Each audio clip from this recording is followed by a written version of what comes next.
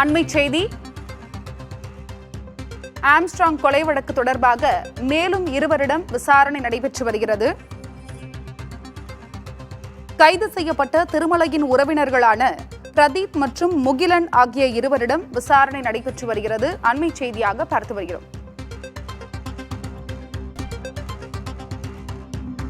Armstrong கொலை வழக்கு தொடர்பாக மேலும் இருவரிடம் காவல்துறையினர் விசாரணை நடத்தி வருகின்றனர்.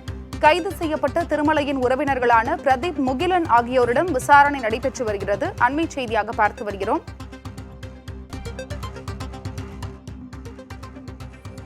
விவரங்களை வழங்குவதற்காக அன்பரசன் இணைப்பில் இருக்கிறார். அன்பரசன், ஏற்கனவே 17 பேரிடம் விசாரணை நடைபெற்று வருகிறது. தற்பொழுது மேலும் இருவரிடம் விசாரணை நடைபெற்று வருகிறது. இது குறித்த கூடுதல் விவரம் என்ன?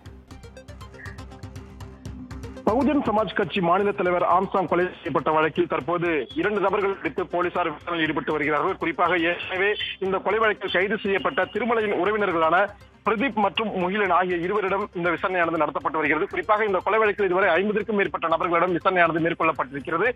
இந்த கொலை வழக்கு சம்பந்தமாக இதுவரை 17 நபர்கள் கைது செய்யப்பட்டிருக்கிறார்கள். குறிப்பாக ஆற்காடு சுரேஷின் தம்பி பொன்னை பாலு, திமுக வழக்கறிஞர் பிரிவைச் சேர்ந்த அருள், திருவேங்கடம், திருமலை, பாஜக நிர்வாகி செல்வராஜ், மணிவண்ணன், சந்தோஷ், ராமு, கோகுல், விஜய், சிவசக்தி, தமிழ் மாநில காங்கிரஸ் இளைஞரணி துணைத் தலைவர் ஹரிஹரன், அதிமுக திருவல்லிக்கேணி மேற்கு கழக பகுதி துணைச் செயலாளர் மலர்கொடி, திமுக திருவள்ளூர் மத்திய மாவட்ட இலக்கிய அணி துணை அமைப்பாளர் குமரேசனின் மகன் சதீஷ், வடசென்னை பாஜக மகளிர் அணி துணைச் செயலாளர் அஞ்சலை, கடம்பத்தூர் அதிமுக கவுன்சிலர் ஹரிஹரன், அது மட்டுமல்லாமல் நேற்று வழக்கறிஞர் சிவா என மொத்தம் 17 நபர்கள் கைது செய்யப்பட்டிருக்கிறார்கள். இந்த 17 நபர்களில் திருவேங்கடம் என்ற ரவுடி என்கவுண்டர் செய்யப்பட்டு படுகொலை செய்யப்பட்டார். இந்த விவகாரத்தில் இன்னும் விசாரணையானது தீவிரப்படுத்தப்பட்டிருக்கிறது. குறிப்பாக தலைமறைவாக உள்ள 2 மிகப்பெரிய ரவுடிகளை தற்போது போலீசார் தீவிரமாக தேடி வருகிறார்கள்.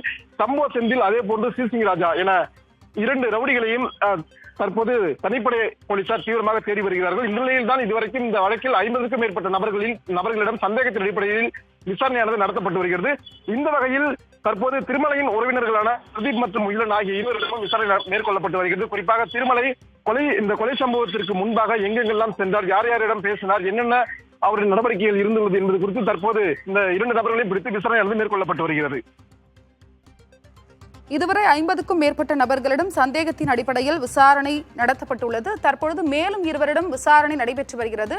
உங்களுடைய தகவலுக்கும் நன்றி அன்பரசன்.